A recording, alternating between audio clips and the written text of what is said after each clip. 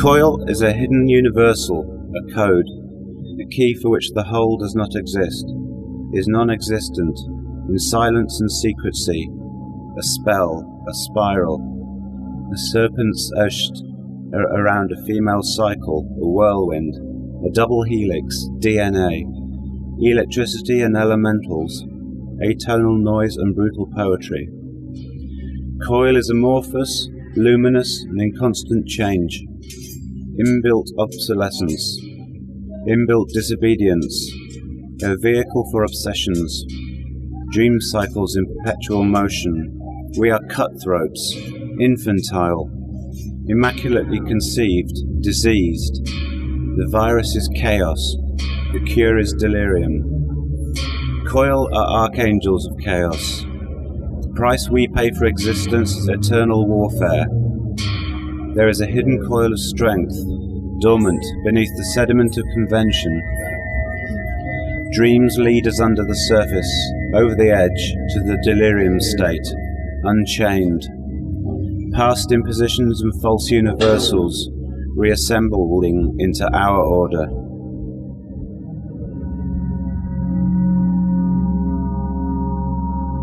COIL, who has the nerve to dream, create and kill, while the whole moves and every part stands still. Our rationale is the irrational. Hallucination is the truth our graves are dug with.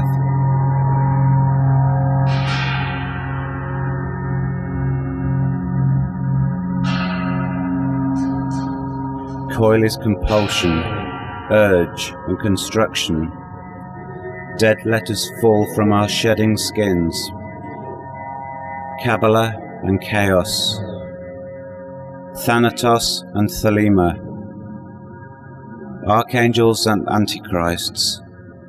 Open and close. Truth and liberation. Traps and disorientation.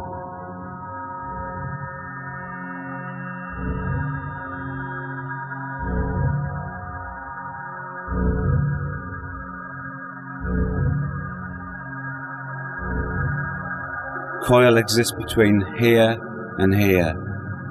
We are Janus-headed, plural, out of time, out of place, out of spite, an antidote for when people become poisons.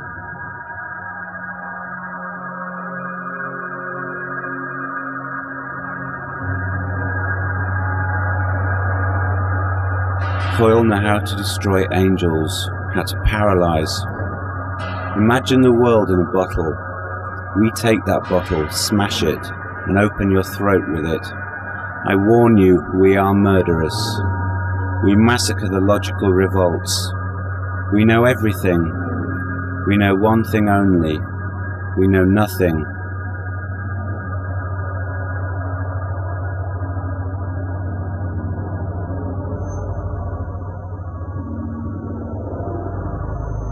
Absolute existence, absolute motion, absolute direction, absolute truth. Now, here, us.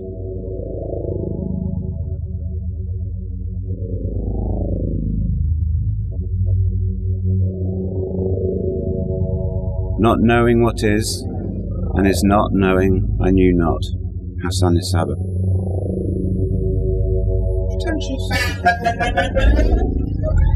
No, it's... It sounds good.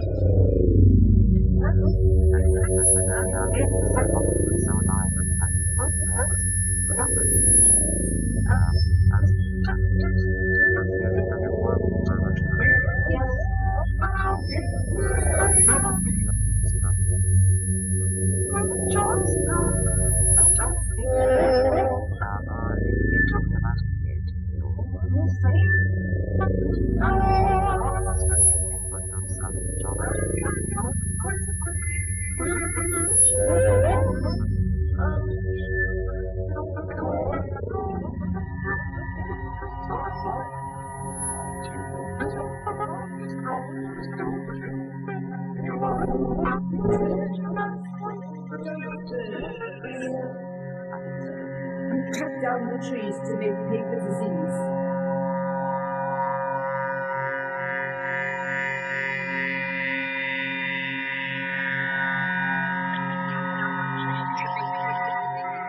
But I have this concept that Christianity wants to light the world up. Literally, the light of Christ is street lighting, because and it's orange. The future's orange, because Christians think that, and the Western thing is like, if it's lit up, it's safe, and that's absolutely not true. I think the darkness is the safest place. Well, they're frightened of the darkness because they can't control what's in the darkness because it's not exposed. It's this ridiculous simplistic darkness equals evil, light equals good, and it's just not true. Nature just proves it's not true.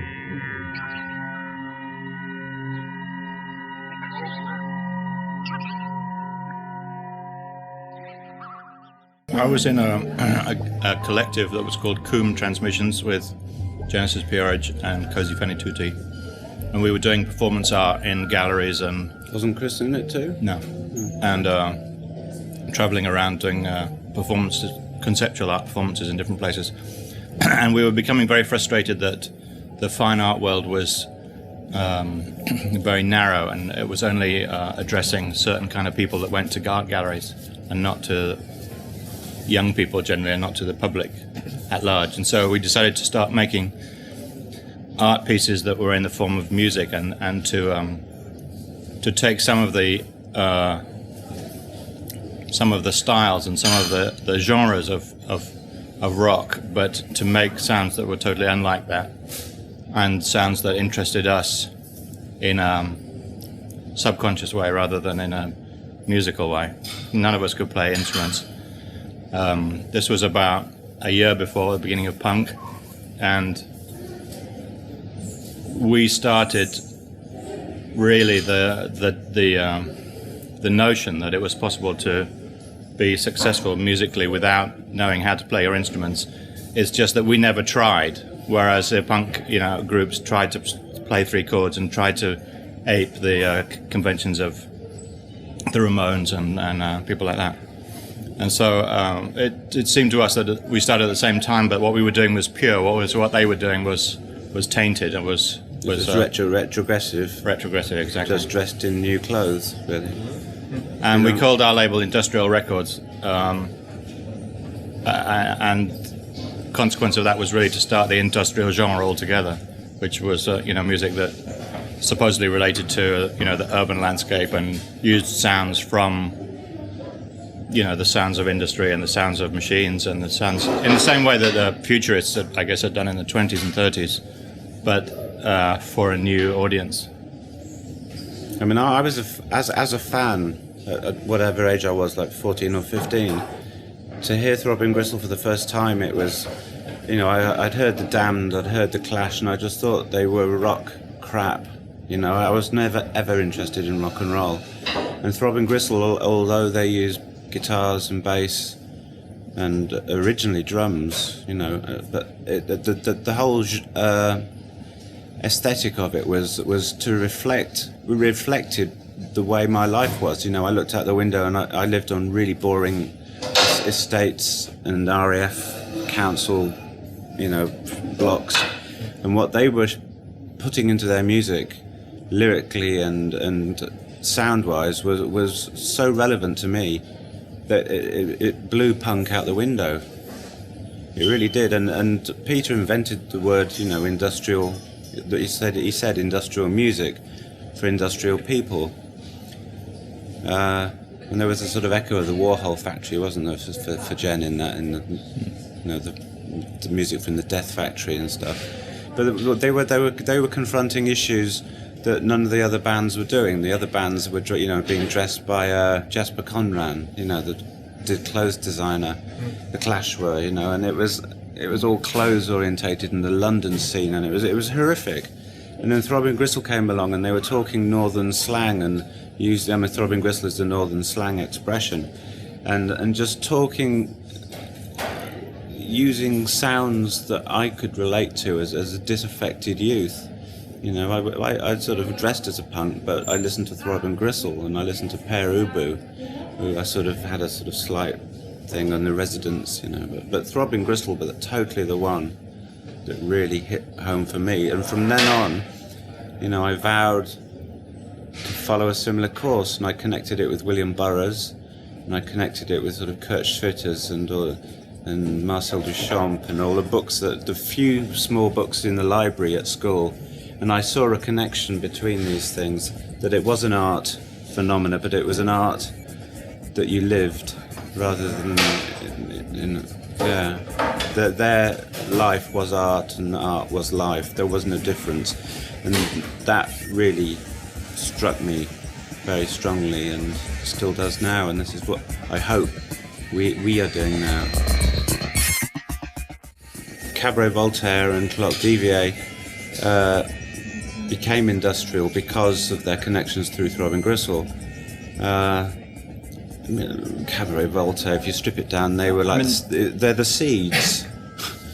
The aspects of our use of synthesizers that Chris Carter did, had reference to Kraftwerk, obviously. Or Tangerine Dream, but those are basically the main two. But the way that we used them were different because we weren't attempting to make pop music. We were attempting to reach a far deeper current,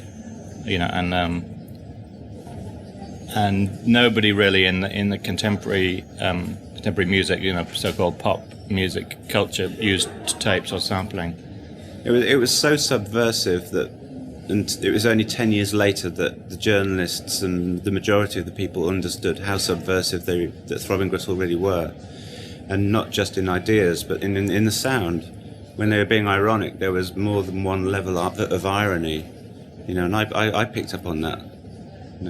The thing that was exciting for us at the time was that it seemed like it was going to be possible to plug into a circuit or a current of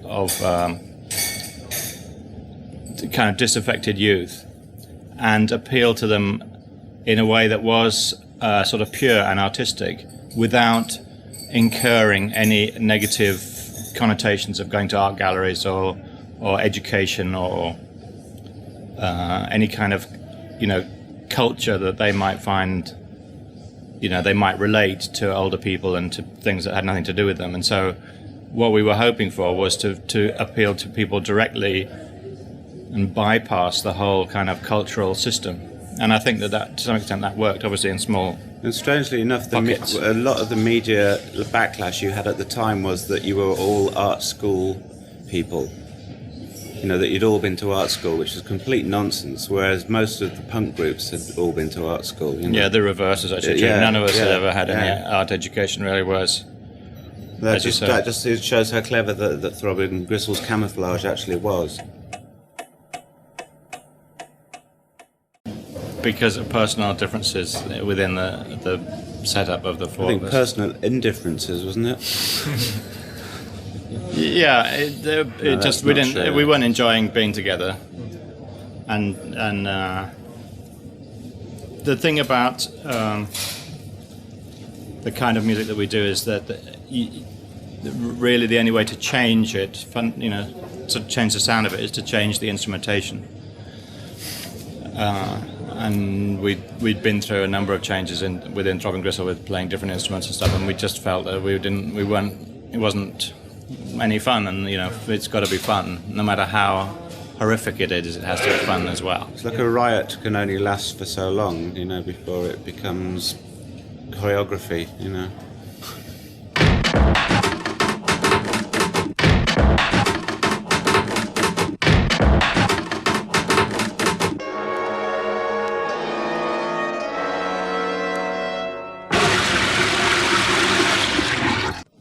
We wanted to not have a group. We wanted to have an organisation that was going to make TV. That was the very first thing. It was called Psychic Television, and we were going to make... Was that your phrase as well? Yeah.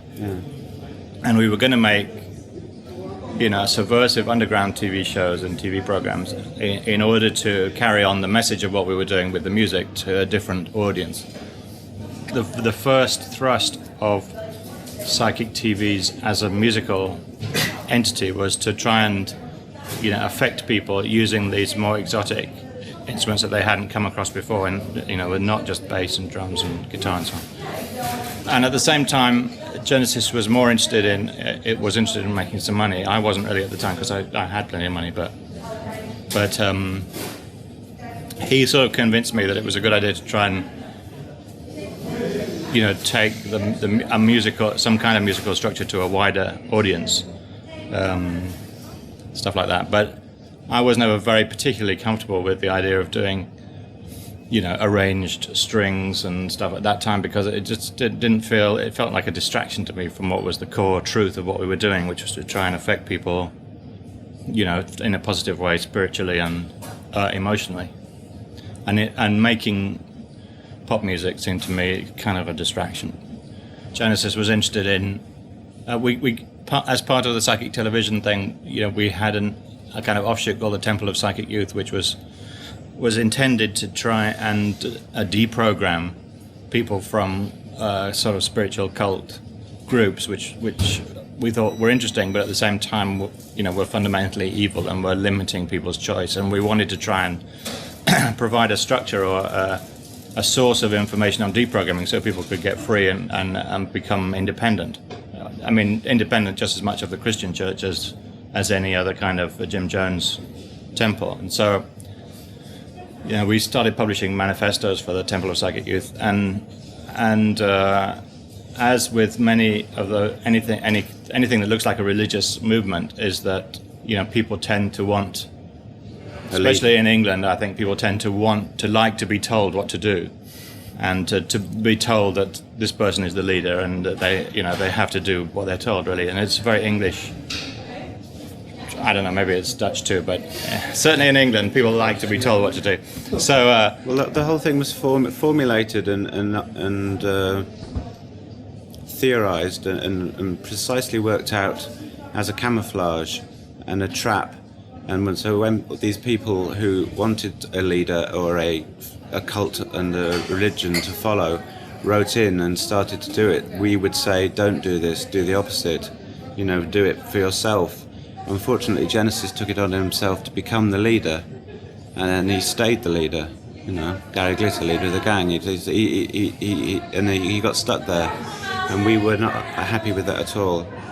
So we left. Yeah, it wasn't. We weren't interested in being involved in a conventional cult. It seems small-minded and stupid and not interesting in any way. And tedious and hard work and. Well, all those stupid people wanting to be told what to do all the time, it's really a pain in the ass.